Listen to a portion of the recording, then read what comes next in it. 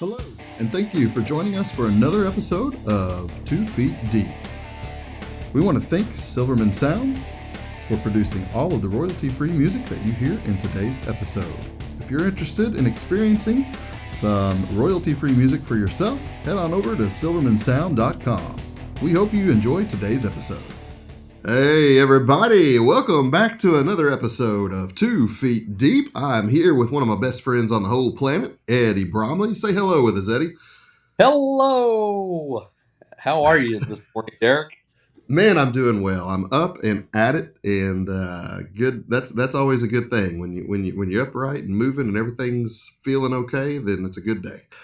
So let's jump into some entertainment exegesis. Yay! So there was an article that I came across, and this is interesting that I'm doing this because this is about scariest movie ever made. I'm not a big fan of scary movies. Not I don't mind being scared. I understand that there's a thrill element to that. I like some suspense and mystery where you're trying to figure things out. I'm not a big fan of just straight up graphic horror where it's just blood and guts everywhere because I don't know, that's just not my cup of tea. But I did come across this article on faroutmagazine.co.uk, and we'll link that in the description, of course. And I did think it was interesting just because it was neat that somebody was trying to scientifically figure out what the scariest movie ever made was. And so, according to Broadband Choices, they prepared 250 participants and measured their average heart rate versus what their sitting heart rate was during the movie and what their BPM spike was, the beats per minute what was the spike of the heartbeat during the scariest moments of a variety of movies. And so I'm not going to list all the movies that they did, but there were three of them that hit pretty high. The Conjuring, the peak heart rate in The Conjuring was 129 beats a minute, which is pretty flying. Interestingly enough, the average beat per minute in that movie was 85. So for comparison, most people's resting heart rate, the average, is around 64 beats per minute. So that meant that their resting heart rate during a scary movie for the hour and a half to 2 hours was averaging 85 beats per minute. That's a pretty significant jump. What do you think about that? I'll just out of the gate real quick. Well, I think I'm not a fan of scary movies. Never been a real big fan of scary movies. Mine would probably be more jittery than that watching it. Yeah, mine too. Mine would definitely be resting higher than that. I have no doubt. I have no doubt.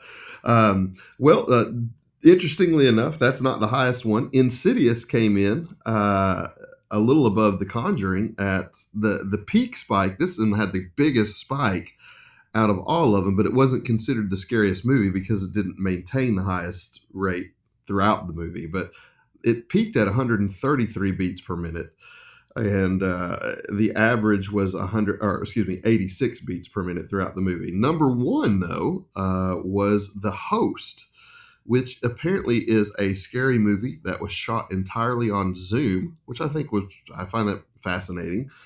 And it only peaked, its high peak was 130, but its average beats per minute was 88 beats per minute. So people were the most nervous and most scared for the longest amounts of time during The Host. I don't know. I just find this whole thing fascinating. One, I think it's fascinating that we like to scare ourselves. And I mean, like I said at the beginning, I'm not a big fan of horror movies, but I do get the thrill of having some kind of a fear element. I feel like that's probably what a lot of us do when we ride a roller coaster. There's a fear element. If you go climbing or rappelling, there's a fear element. There are these elements that we do in life where we try to give ourselves an edge. Maybe is that a fair way to say it? So I've not heard of the three movies. Is The Host, is it about Steve Harvey and his role on Family Feud? That's exactly what it's about. Yeah. No, I've heard of The Conjuring and Insidious. I'd never heard of The Host. It's apparently directed by Rob Savage. The film focuses on a group of friends who are stalked by a deadly supernatural entity, and it was shot entirely on Zoom. And that's all I know about it because that's all the article says about it, other than the metrics it gives. And that it was rated the scariest movie ever. I mean, how many? I don't know, how accurate it can be because what movies did they decide to show? Yeah. I'm sure you can't sit down and watch every scary movie ever made. They do it. They do it in geriatrics home to see how many it takes before they start killing people off. Well, Bob didn't make it. Neither did Cheryl. This was pretty bad. So for me, another angle I looked at it was there's got to be a health element here, and I'm not a doctor. I don't have any idea how healthy is it to have your heart rate when you're at rest averaging 88 beats a minute because you're scaring yourself or that nervous for that long, and you're doing this intentionally. And I would assume for horror aficionados that they do it often because it's something they enjoy. There's got to be like some kind of health element concern, wouldn't you think? Yeah, but I wonder if somebody who. Okay, so I also wonder if you're a horror aficionado, if the impact of a movie on your body starts getting less. Like you start kind of getting used to the shock, and you start getting used to the tropes in horror movies, and maybe for those folks, maybe their heart rate just doesn't get running at the same rate. Yeah, well, maybe it's like running. Like if I were to go out and run a mile right now, I'd possibly kill over dead because I don't. That's not what I practice. I don't do that. But after some time, I could certainly get my body and my heart rate into a place that would do that, and it would actually become healthy for me. Are you Yeah, suggesting horror movies are healthy, Eddie? I don't know what I'm suggesting.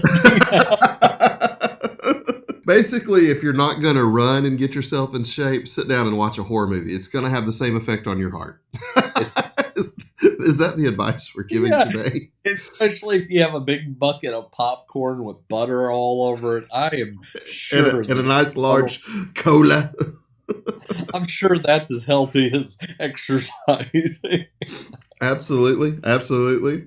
1 Corinthians 6:19-20 says, "Do you not know that your bodies are a temple of the Holy Spirit who is in you, whom you have received from God? You are not your own. You were bought at a price. Therefore, honor God with your bodies." Now, I'm not saying to anybody that if you watch a horror movie, you're not honoring your body to God. That's not at all what I'm saying. But it did make me think of health risks, health aspects, and the things that we do in general. And I think it's worthwhile just to be reminded that our bodies are not our own, and whatever it is that we're doing, including eating, drinking, physical activity, whatever it is, we do have a responsibility to try to keep our bodies in check and make sure that we're using them as a temple that honors God. Yeah, it's a good way to uh, maybe bring this close. I don't know. Maybe you've got a jump scare for me in this one. I don't. All right, moving on to what the what? What the what? What the what? All right, man. An interesting little question. This one's not near as deep as what we did last time. And this is a question that is kind of lived, that you see more often than maybe people verbally ask, but it's certainly a belief that I've heard many people hold. And that is, can someone believe in God and not attend church? And I think the deeper question is, can you call yourself a Christian and not be a part of the body of Christ? I'm going to leave it open ended at this point, and I'll give my thoughts, but I want to hear what's your initial thoughts? Well, I think there's another question too, and that is if you are a part of the covenant people God is redeeming, using to redeem this world, what is your relationship responsibility to other people who are part of that covenant family? We live in a very atomized society, and by that I mean we have so emphasized personal rights, personal freedom, that we reserve for ourselves the right to completely redefine our lives, even to the exclusion of biological family, community, ties with our ethnicity group, our religious community. Basically, we have so individualized society that it is almost a secondary thought, not just in the faith, but just in general. It's almost a secondary question. Well, do I have any responsibilities to the people around me? And the fact that we've made those secondary questions means um, that we first think of ourselves as an individual. We don't think of ourselves as members of families, societies, whatever. And I just I understand the impulse. I think there's that impulse has made Western culture, especially American culture, probably the freest society in the world. But it's also made us some of the loneliest, most narcissistic, sociopathic people on the planet as well. Well, I think it's interesting because you and I just did an episode where we talked about vacationing on a private island by ourselves. And there is this desire to stay within the zone of myself because that's what I know.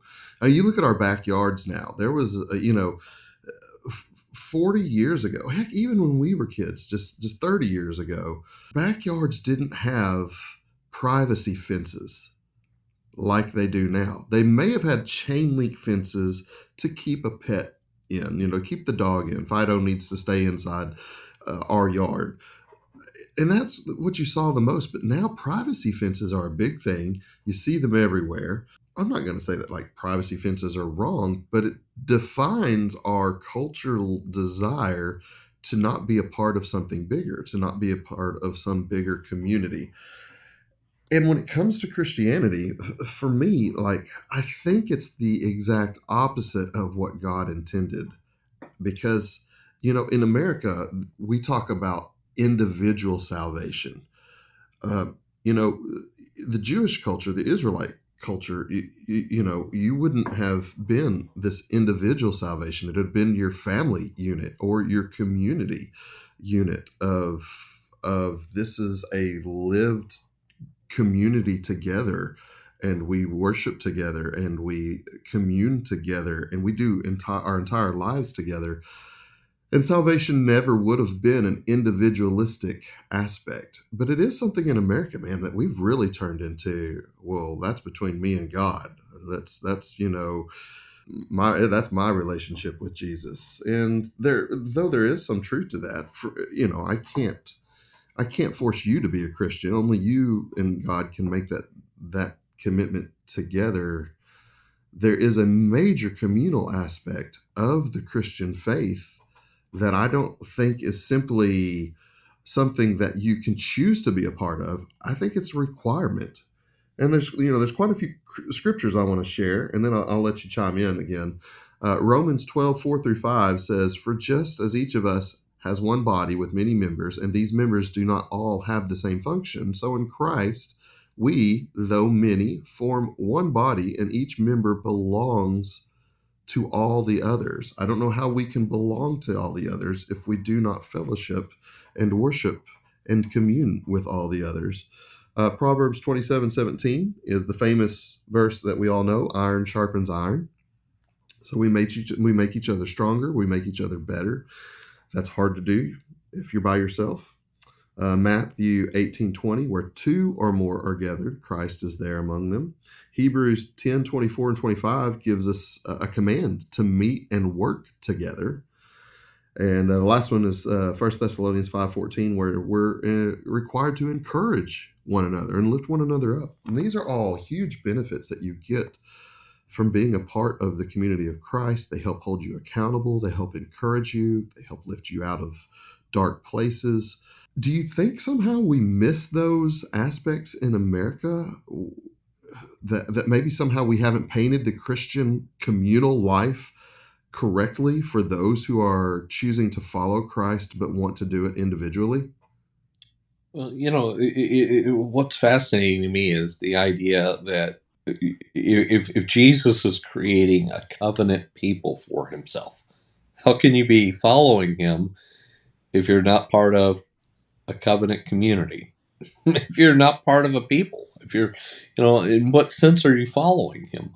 It was fascinating when you were talking about the fences in the backyard. There are a whole bunch of things that have changed architecturally and so forth. If you look at a house built, say, up till maybe the 1970s, you're going to find a front porch. Yeah, you are not going to find many homes built after 1980 that have a front porch. If anything, they're going to have a real truncated little walk-in way, right? And Hmm. it's not going to be a sitting place and a fenced-in area. You talked about the chain link fence. I mean, there's a whole bunch of things.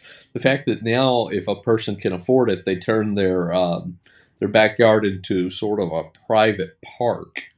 Um, Right. People used to actually go to actual parks. I even think about I even think about the evolution of things like the grill.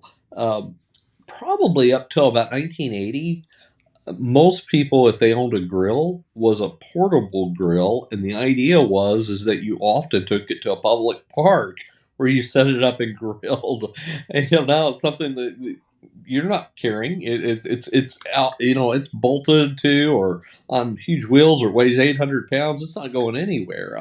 That's so true. Even parks used to have a public grill. Like they would have grill stations where you would just pull in and you could just you didn't need to carry a grill. You just you had some charcoal and a match. Then boom, that's all you needed to go, and you would just use the public grill. That's crazy. I hadn't even thought about that. You just don't see that anywhere anymore. You don't even see that at campgrounds. No, if anything, I mean, even the way campgrounds work now, kind of are going to give you more of a privatized experience. You got plugins and things, so you can hide in your camper and watch TV. And I'm not disparaging, technological change or whatever, but I just think that what's happened to Christianity is something very similar to what's happened to public life in general. I think we have so boiled it down to it's an individual decision. If Jesus and I want to get on together, we will. And mostly what my faith is a bunch of ideas I hold privately in my head anyway. So none of your business. But this idea that we are, we go back to Genesis 1 a lot, and I think you have to go back to Genesis 1 a lot. It's the beginning of the story. God creates humankind in His image, male and female. He created them. You can't be fully human by yourself, or you're not intended to be fully human by yourself. Be and you're not meant to be Christian all by yourself. Being Christian is about being part of a covenant community that God is building around Jesus. And I just think if you short circuit that and take it all apart, I mean, I guess you can still abstractly believe in Jesus, but you don't understand what he's doing. Right. Or yeah, or the purpose that he's giving you. Because our purpose doesn't happen. The purpose that we receive from Christ isn't an individual one. It's, and the gifts that we're given aren't for individual gratification or, it's not for individual growth. It's for the growth of the community, and it's for the betterment of the people and community. So yeah, there's just a whole lot of functions of Christianity that don't work on any level when we try to do it as an individualized worship or as an individualized practice. Yeah. All right, man. Well, I'm going to hit you back to back now. Last week, it was about giraffe poop. I'm going to say it's not really any less disgusting this week. It is time for the His Name News game. What we do here is we have a lot of fun with some goofy, crazy news stories that kind of blow our minds, and then we try to have each other give some kind of spiritual worldview about it. And sometimes we do pretty decent. And if we're honest, Eddie, sometimes we fail miserably at it. Yep. I did better with giraffe poop than I thought I would. Yes, yeah. Well, this one's in a similar vein. California restaurants institute vomit fees for guests that can't handle the bottomless brunch. California brunch goers will now face financial penalties should they choose to overdo it on the mimosas. Several restaurants across the Bay Area, San Francisco, instituted $50 vomit fees for any patron who overindulges and gets sick on the premises. These fees are a response to the multitude of San Francisco area restaurants reporting an uptick in the number of guests in the early to mid 20s who overindulge in their drinks and food and end up tossing their cookies. At a kitchen in Oakland, where a sign advertises patrons to please drink responsibly and know your limits, $50 is automatically added to the check of any guest who gets sick on the premise. So I'm not going to read the whole article. This one's a little longer.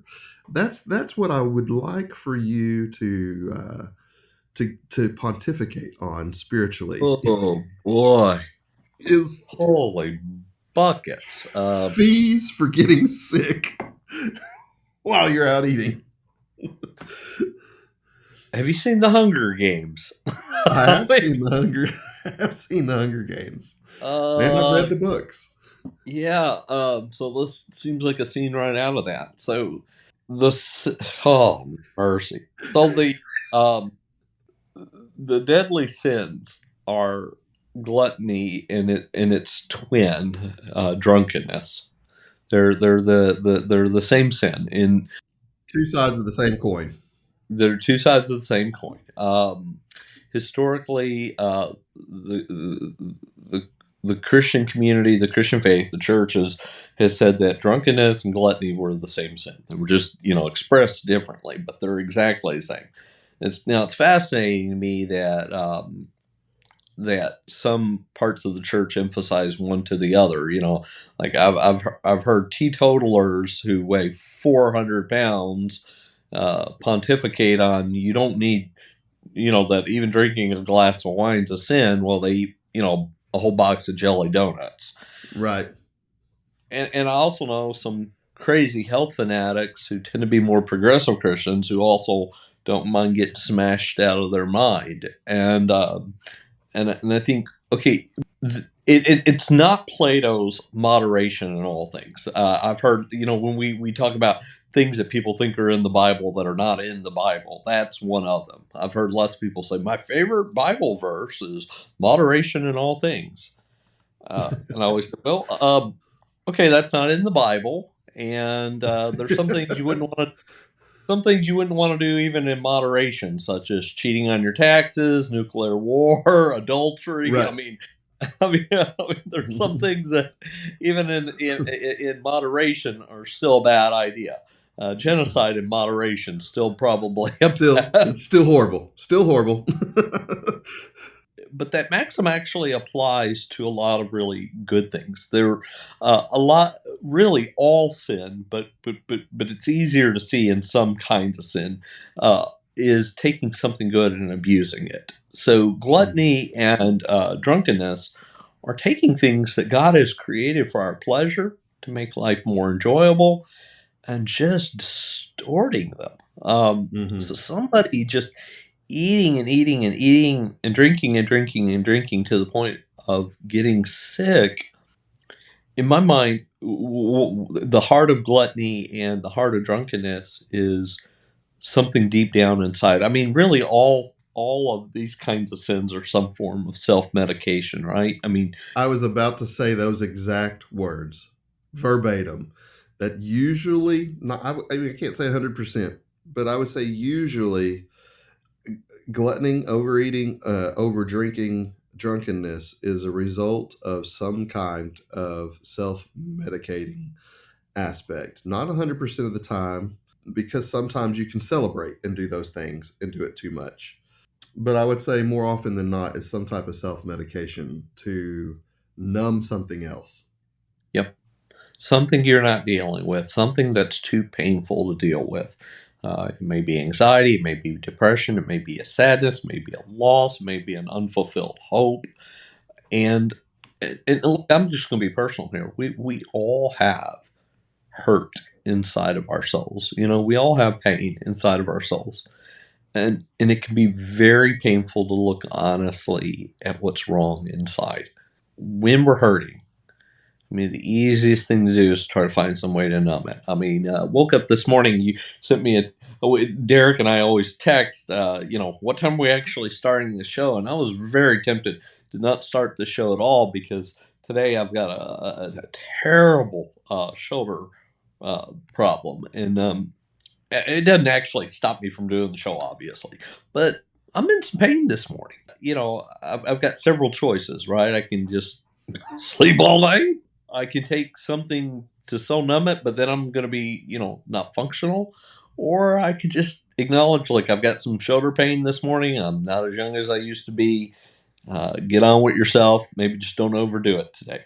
We also have things that that ache us on the soul. Things. There's nobody who has had perfect life. If you have, I'd be very, very interested to hear from you. No, actually, I don't want to know. If you've had a perfect life, just please don't even tell me. Yeah, don't depress us any more than we already are. I'll be self-medicating after reading about your perfect life. With a glass of wine and a box of jelly donuts. That's right. You pay my $50 fee. And so, truthfully, I guess my response to the $50 thing is, it just makes me sad. It just makes me sad. Because look, a mimosa and some breakfast, that's a pretty good thing. Yeah. 12 mimosas and 7 plates of food, and you're sick for the rest of the morning. Something's wrong. It's a humorous article from one aspect because it just seems outrageous that we would be in a society where people are charging for this. But at the same time, we're also in a society where it's happening so often.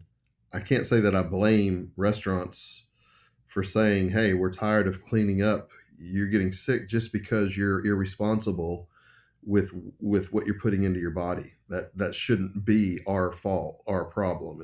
That's your problem. Eat responsibly, drink responsibly, and then we can all walk away from here happy.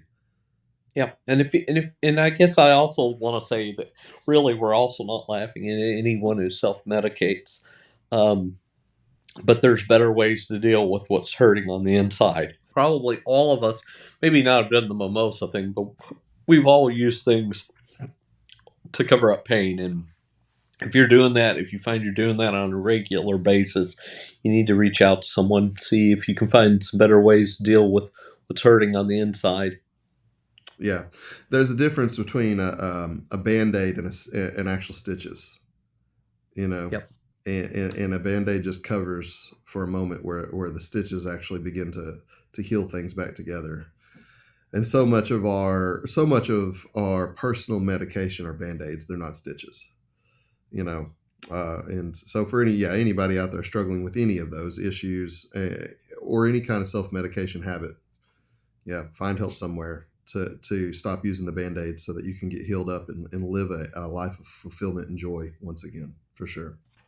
One of our favorite portions of the show that we leave till the end, the eschatological AI. Eschatological AI. So today, I think I've got one that both you and I will really appreciate. And that is snoozing the alarm might be good. Have you ever heard of such preposterousness before in your life? That snoozing could be good. Chris Malone Mendez with Men's Journal has this article, and one experiment found that nearly 70% of the more than 1,700 people surveyed set multiple alarms to wake up, and they got about 22 minutes of extra sleep on average. And they snoozed because just realistically they were still tired. So in the end, the scientists found that getting a few extra minutes of sleep to properly ease into the awake state has a positive impact on how people's brains work. When snoozing, this is a quote, when snoozing, as opposed to when having to wake up right away, I would say that they came to alertness quicker, even though there was no difference in how sleepy or alert they felt subjectively. Studies led author Dr. Tina Sundlin told NBC News. So, of course, as always, we will link the whole article for everyone to read on their own. It's definitely an interesting article. I love to hear this idea. I'm not one who actually snoozes a whole lot, but I would be lying to say that when my alarm goes off, I just jump up out of bed. I don't hit the snooze, but I don't jump up out of bed. I can take 10 or 15 minutes to stretch to allow myself a slow wake up process, which maybe that equates to the same idea as snoozing or not. I don't know. But I definitely think that I feel better when I do that than, when you're woken up out of a deep sleep, you got to jump up out of bed like there's a fire happening or something. You have no wits about you. You have no understanding of even where you are half the time. Is that kind of what we're talking about here? Do you think, Eddie? Um, Man, there was just a 50-year study concluded, and that's a long, long time to be doing a study. Yeah. And How long again? 50, 50 years. So, and there were some other articles that were, but I just sent kind of a summary of the thing.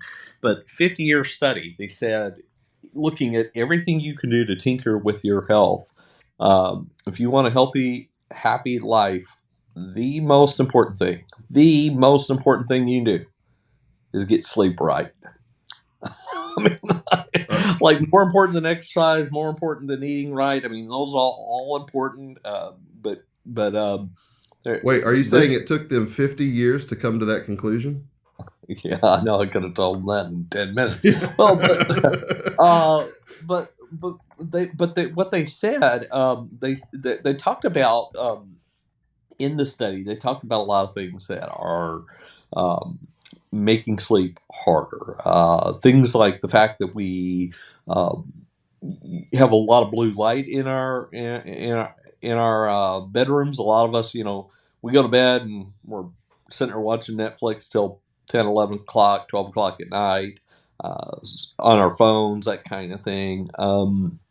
There's also, you know, bedrooms are more crowded. They're more cluttered than bedrooms would have been in the past. And they talked about that if you really want to be a healthy person, that the things that they recommend are: one, set a bedtime, and when that bedtime gets there, turn the lights off. Mm. Get quiet, get cool, cool bedroom. Make sure you're on a supportive bed.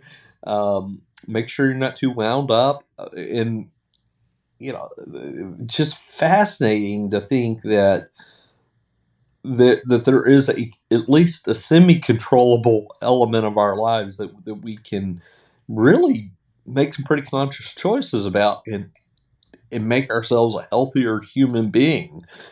So yeah, I mean, the idea that you build in enough time in the morning that you could hit snooze and not be, I think that, you think about, again, most people set the alarm so that they don't have a single minute to spare. Setting it as late as possible, usually because you've stayed up too late. So you got to be at work at 30 and you're setting yourself a 9 o'clock alarm. Well, there's no snoozing in that. Or if it is, you're also speeding down the highway with unwashed hair, eating your breakfast in your lap, Yep, whatever. yep, yep. Which I've been guilty of all of that. Sure. So, Yep. Me too. Me too. uh, but truthfully, those are conscious choices. I mean, it's funny when you're a child, somebody tells you to go to bed. When you're an adult, don't have to go to bed. I watch the show till midnight. Yeah, but you got to work the next morning. Why are you doing that to yourself? Right, You're right. born. I've even known a guy that will go to a concert till like 2 in the morning and then come back and try to go to work the next day at 8 a.m. And he did this when Yep. he was an old man. Yep. You Yep. don't know anybody like that, do you, Eddie? Yeah, maybe. Uh, it's funny because these are one. It's so cliche-ish now, but to reference The Simpsons, but one of my favorite Simpson clips is the doctor saying to Homer, he said, your 60-year-old self's going to really be mad at you for eating this way, and basically, so Homer's like, I don't care about that guy, I hate him. That's true. I mean, like, the whole thing begs the question of these margins, these guardrails that we put in our lives or that we don't put on our lives, you know, um, and how important they are to help us lead the best life possible.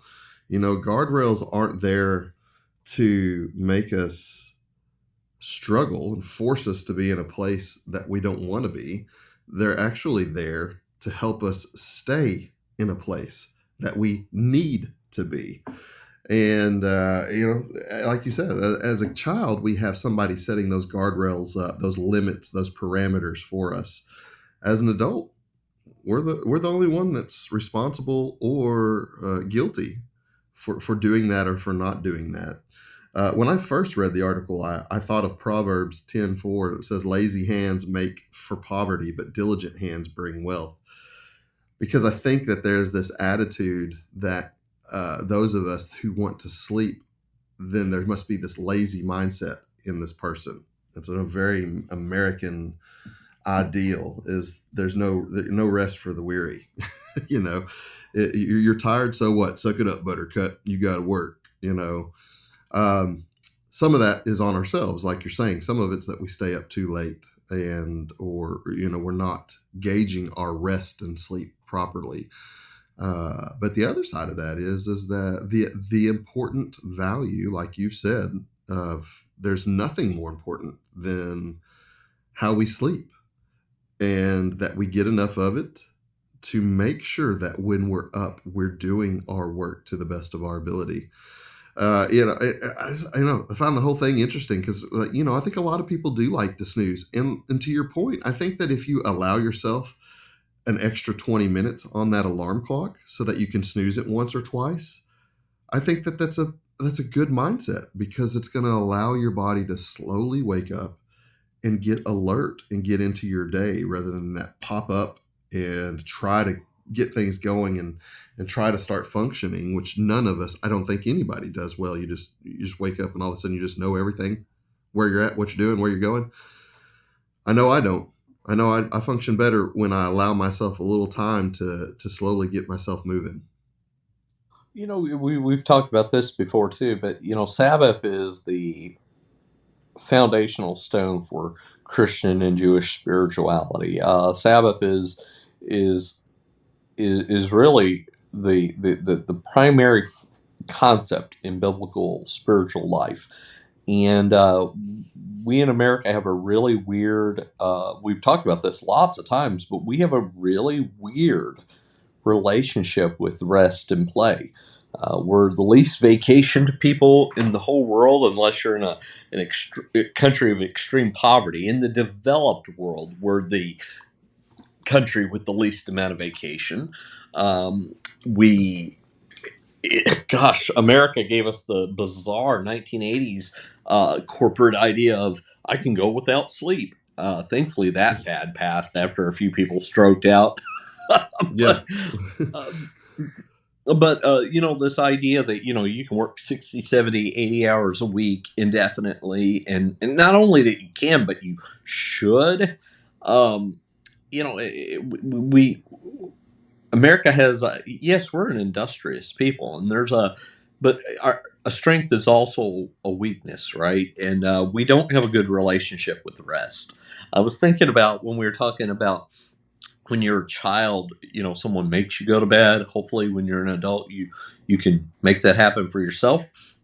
So, in the book of Galatians, Paul gives what maybe one of the most complex conversations about how, especially Gentile Christians, relate to the law.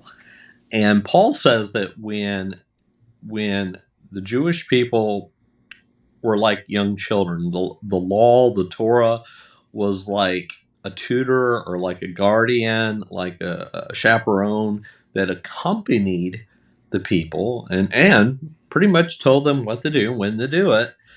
And Paul envisions, and I don't know exactly how or when or this, and in fact, 600 years of wrestling with Paul has not given the Western Church a definitive answer, but Paul envisions that at some point you have an internal version of the law within you, so that you don't have to kind of follow the law line by line, but you still have the principles living within you. And so, someone might, say, well, I don't need that part of the Bible telling me I have to take a day off or whatever. And Paul would say, you're right. You don't. In fact, that principle should already be alive within you. You shouldn't have to. You shouldn't have to have someone still telling you to rest. Right. Well, I think it's the difference too between what Paul refers to when he talks about, infants being on milk. Where are we in our maturity of our relationship with Christ? In the same thing in our relationship with our bodies. As we grow older, we understand how to listen to our bodies better than when we are young. And certainly when we are infants, we don't know how to listen to our bodies at all. It's the same kind of, I think, process. As we get older, we should inherently understand the necessity for food, the necessity for water, the necessity for sleep. All of these things are, and I think that's kind of the idea that you're getting at with what Paul would be saying to us, as he did in the spiritual context too, is as you get older, you should inherently understand these things. And then as you do inherently understand them, be responsible for the decision you make within them. Man, well, a lot of interesting good stuff today. And I think that I'm full of 2 feet deep this morning. Anything else that you want to add, my friend?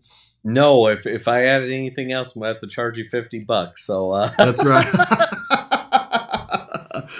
All right, folks. Well, we've had a good time with you today. We hope you've enjoyed it as well, and we will see you next time. Once again, we want to thank all of our listeners for joining us today on 2 Feet Deep. If you would like to reach out with any questions or thoughts, please email us at 2feetdeeppodcast@gmail.com. We hope you enjoyed today's show, and we'll see you next time.